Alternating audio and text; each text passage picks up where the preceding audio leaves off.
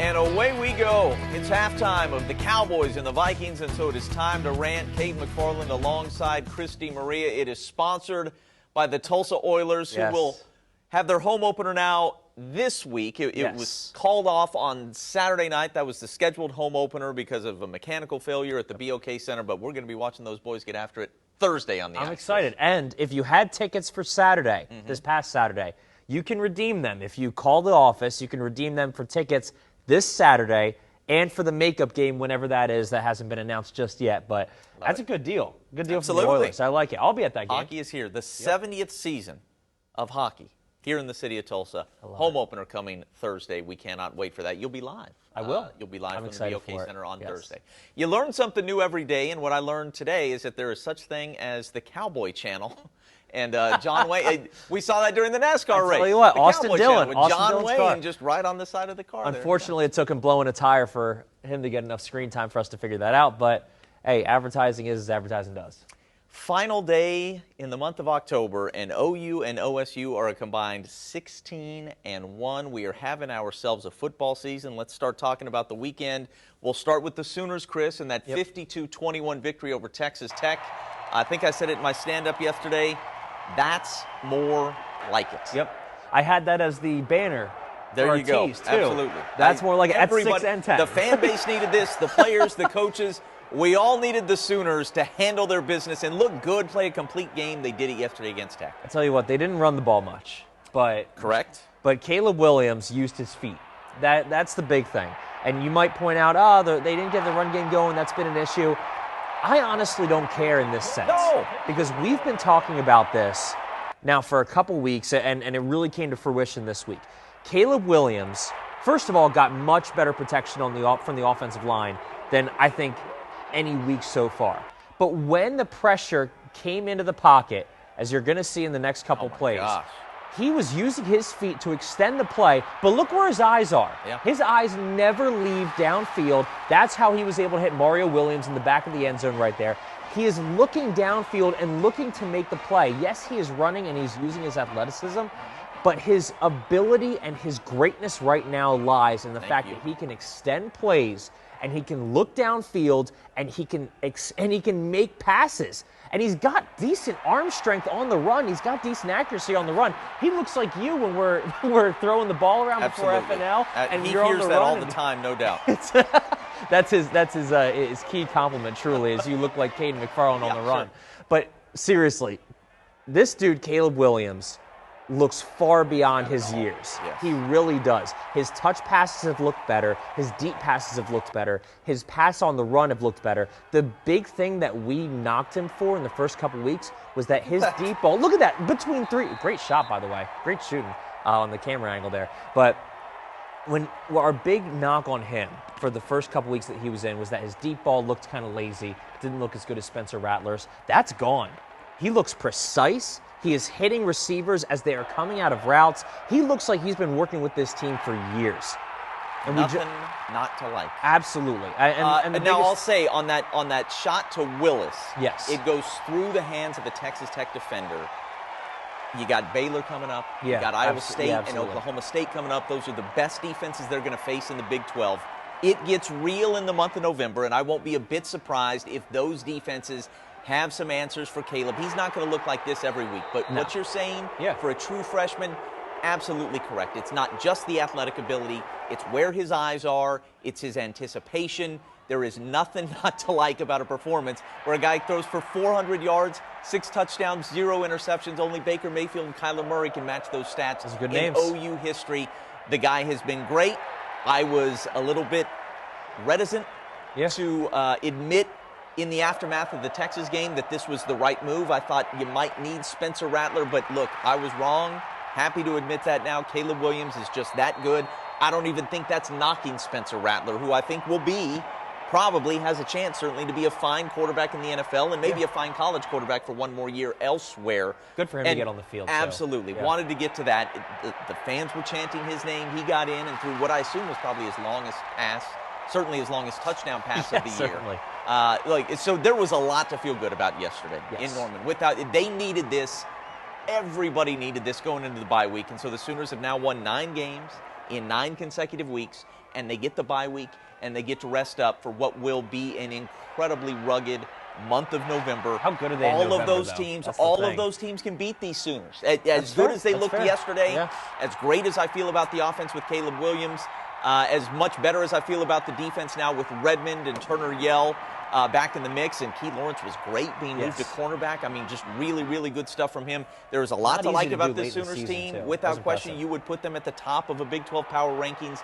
But that said, they are going to get their oil checked in the month of November, and I cannot wait because the matchups are just going to be great week after week after week. And I tell you what, the one thing that gives me promise for Caleb Williams against these better defenses is the timing he has with his receivers. I was looking especially at the Marvin Mims 67-yard touchdown catch and run. Got it out perfect time. The reason that happened was because as Mims was making his break, the ball was leaving Caleb Williams' hand, and it hit him perfectly. And look, not all giving corners you guys are a going chance to jump get on that that. yak yardage. Absolutely. Exactly. Not all corners are going to jump on that. They're not all going to dive and put a hand out on that. But a lot of corners will, and aggressive corners will. And you know who's going to know which corners will do that? Lincoln Riley. Look at this guy waving to the crowd. I mean, he's just got it all. He does. Look, I mean, it's kind of ridiculous how good he is as a true freshman. And look, the Sooners are trending up after that performance. Are they a national title team? Are they the kind of team that can beat Georgia? Hey, we'll see. We'll see. Yeah. But for now, for this day, this was progress and just a heck of a win. So they get a bye week, and you're gonna if you're a coworker, if you're an OSU fan or a TU fan or just anybody else fan, OU fans are going to be able to crow for the next couple of weeks. They're going to be insufferable. All right, it was homecoming, America's greatest homecoming, the 100th edition yesterday in Stillwater. OSU just absolutely taking apart this Kansas team that took OU to the very end only last week. 55-3 was the score, Chris. I tell you what, these guys got 28 minutes, maybe 20 and a half minutes of work before the backups came in, and it was impressive. And Spencer Sanders was impressive. And I think our biggest knock on him last year was that we didn't really know what he was doing, and I don't, in some cases, know the Tasmanian Devil, Mike Gundy says. He didn't know if he wanted to run, if he wanted to pass on certain plays, but he just knows what he's doing right now. It was good yesterday. He looked very sharp. I think the read option that you just saw where he faked the pitch, got the linebacker to bite and ran in untouched, frolicked in, as I like to say. He looked fantastic, and he looked so sure of himself, and he has looked so confident in these last couple weeks, and it is allowing guys like number 90, who I can't even tell you who that was, honestly. Throw to the Cowboy backs. It is allowing these guys that don't normally get in and a depth of the offense that we don't normally see to take shape. Brennan Presley got a couple touchdowns yesterday. He only had 2 receptions for 9 yards, but he had 2 touchdowns because they found ways to get him the ball. Tay Martin, that was a dot he threw to Tay Martin. Got him the ball in the big moments. But you're seeing guys like Jaylen Warren able to start becoming a receiving back and get room to run in the running game. You're seeing these holes open up for double reverses, just like that. You're seeing a depth of offense. And look at that block by Sanders, by the way. You don't see that very often from quarterbacks. He's such a good kid. There is a depth of this offense that we are seeing right now that we have not seen all season. And that is giving me reason to believe that the offense can start keeping up with the defense, which was perfect in the first half. No first downs allowed against Kansas in the entire first half. 3 points the entire game. The backups were looking fantastic. Jim Knowles has that entire room just on point. The offense is starting to play at a level where they can kind of match or at least reward the defense for what they're giving. And that is what top 10 teams do. That's what teams that win conference championships do. So I think with this depth of offense that you are getting, this is a team that can go into Bedlam and put a scare into OU. And I think that's the big goal for this season. Well, I think everything you said there is exactly right. You go back to the fourth quarter of the Texas game where the offense was really good, and then even though it was only 21 points scored last week in Ames, it was hard-earned against a really good defense. Those were 2 really great teams. I forget what happened yesterday in West Virginia for Iowa State. That's a very fine team and a really good defense. I thought that was a good performance for the OSU offense in Ames. And then last night you took another step forward. As you said, they're improving, and now, we look at Colby Carvel-Peel with the interception. This defense is so locked in. I mean, you can't help but compare and contrast the performances. The OU defense against this Kansas team last week, the OSU defense against this same Kansas offense last night. where OU is giving things away because they're just uncertain. They don't know exactly where they should be at all times. Yeah. This OSU defense has no question. So many veterans, super seniors, guys who have played so much ball. They are so confident in Jim Knowles' scheme and in their own abilities and in what the offense is doing, trying to do against them. Yep. You can't fool these guys very easily at all, and they're so tough and so physical. You can rely. I would be stunned if this OSU defense, even one time this year, throws in a clunker. To me, they are just that rock solid. They're going to give you a chance to win every single time you go out there. And you mentioned Bedlam, and that's fun to look ahead to. They do have, next week at West Virginia. Yes, absolutely. We saw what West Virginia just did to Iowa State. I mean, that's tricky. But I do like the spot. Yeah. West Virginia would think is maybe going to come down just a little bit after the big win over Iowa State. It might be catching them at a good spot. We'll see. But I think that this defense, as we look ahead, is without question the best equipped I have seen in 14 years here to deal with the challenge of OU in the Bedlam game. And if the OSU offense can just continue to get better and better, I really do think we're going to see these two teams on equal footing for the first time, maybe since 2013 or something like that in a Bedlam game, which would be so much fun. We're not there yet. Yeah. We badly want to see these teams at 11-0 and 10-1 going into Bedlam, and then hopefully playing again in Arlington the next week. But without question, both teams were really, really good yesterday, and heading into the most important month of the season, I suppose, at least for, winning conference championships and making the playoff, that is fun to see. Okay, so that's the story for OU and OSU. Two big thumbs up. But University what about the College Game Day matchup next week and the visiting team in the College Game Day matchup next week? I wish there was video of my face when I opened up Twitter after church this morning, not during church. After church, and saw that Cincinnati versus Tulsa is the game that ESPN has chosen for its game day show next week. I mean, I get it. It's Cincinnati's homecoming. Cincinnati's, what, are they number 3 in the country right now? They're number 2 in the country. They're a great story. With the college football playoff rankings coming out this week for the first time, there will be controversy there. Where is Cincinnati slotted? There's going to be a lot to talk about. They'll be top potentially 4, no matter what. But to have Cincinnati versus Tulsa, the week after Tulsa has laid it. Come on. This performance against Navy, Chris? TU can't play on Fridays ever again. Rick Dixon's got to do something. After what we saw against Houston and now Navy on Friday, they got to put their foot down and say, we ain't doing it. No way. Thursday, Saturday, any day of the week but Friday, we are not doing it. You say what you want to say about this performance, and then I really do have a rant. I'm going to try and edit myself and not say too much. But your thoughts on this 20-17 loss that dropped the team to 3-5? It's just a microcosm of TU not taking advantage of opportunities. Mm-hmm.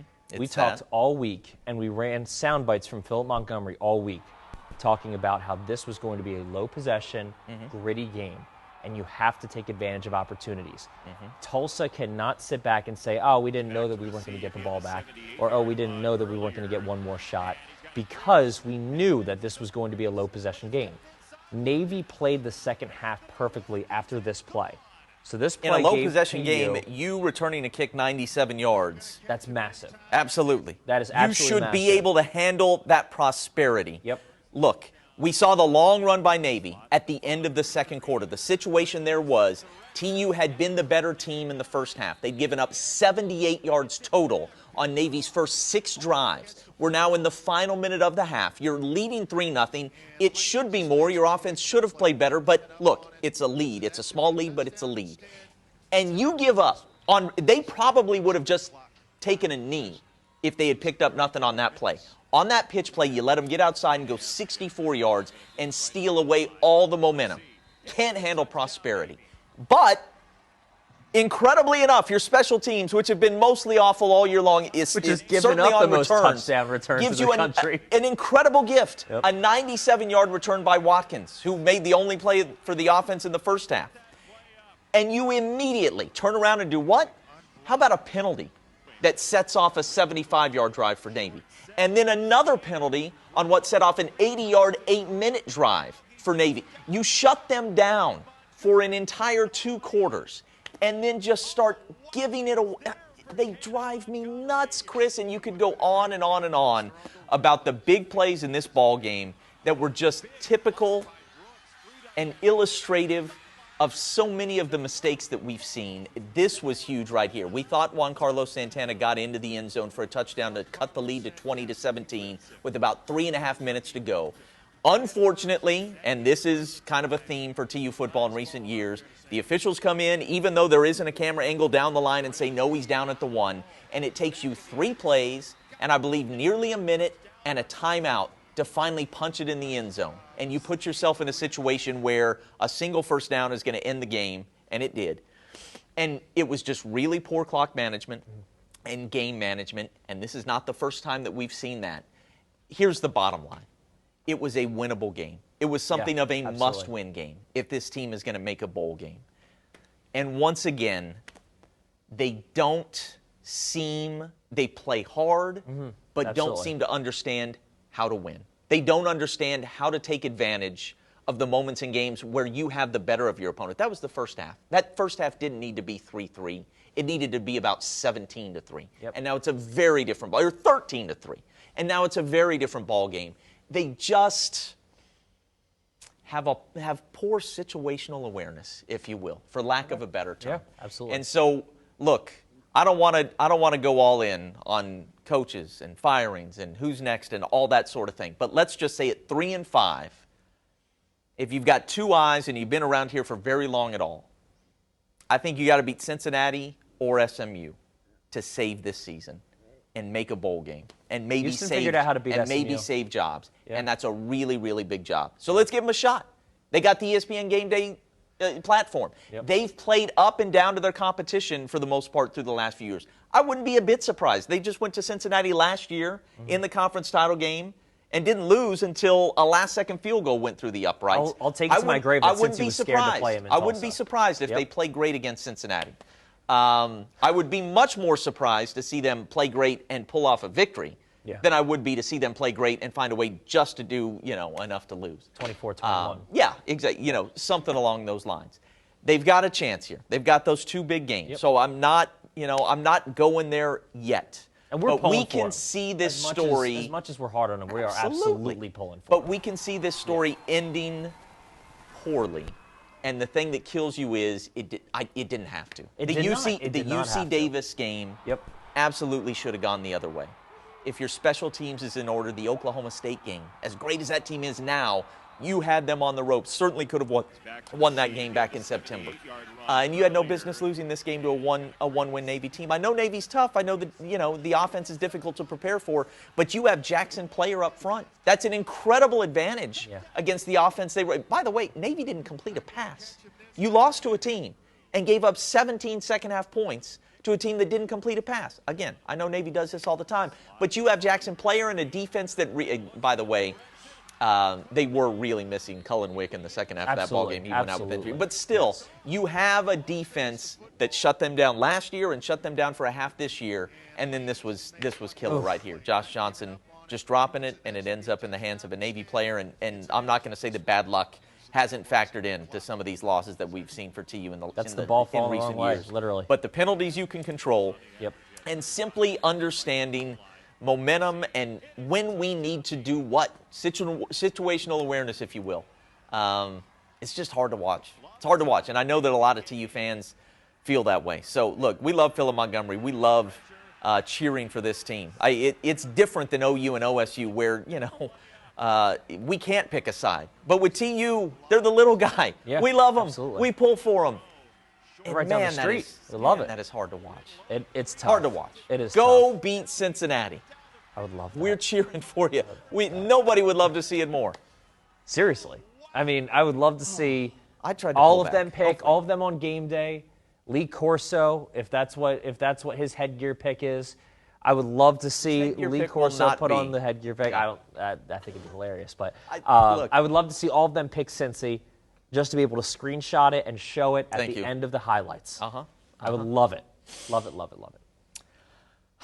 Man, I'll just say there are coaches with ties to this state who are looking for jobs, and they are intriguing, without question. So it would behoove everybody at TU to come up with their finest performance of the season, their finest performance of maybe a couple of seasons this week. And, man, we'd love to see that too. Yep. All right. Hopefully I didn't say too much there for Chris. Caden, that does it for the Rant. Sponsored by the Tulsa Oilers. Home opener Thursday. this week, Thursday. We'll be out there. Aloha. Enjoy the rest of Cowboys-Vikings, everybody.